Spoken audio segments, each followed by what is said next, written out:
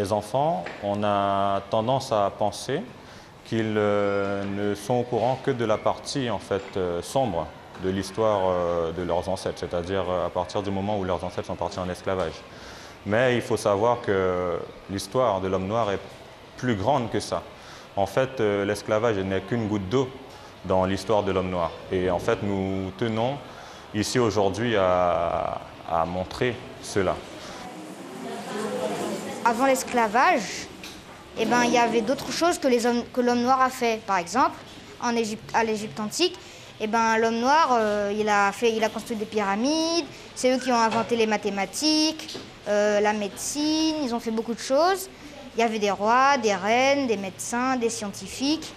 Et ils ont appris beaucoup de choses, sauf qu'après, ils sont partis en esclavage.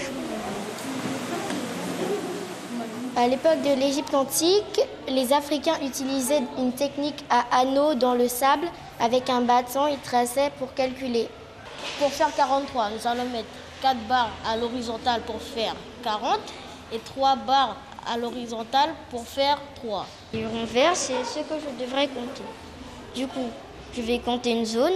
1, 2, 3, 4, 5, 6, 7, 8, 9, 10, 11, 12. Je pose 2, je retire 1. Il y en a 1, 2, 3, 4, 5, 6, 7, 8, 9, 10. Et on va poser le 10 ici. Donc si on peut vérifier, ça fait bien 10 128.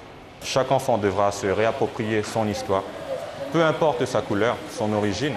Et le travail que nous allons faire et que nous avons fait a pour seul but de remonter l'estime de soi au niveau des enfants, remonter la confiance, l'amour, le respect qu'ils ont pour chacun. Voilà, arrêter avec les paroles négatives et tout. On doit commencer à penser positif maintenant.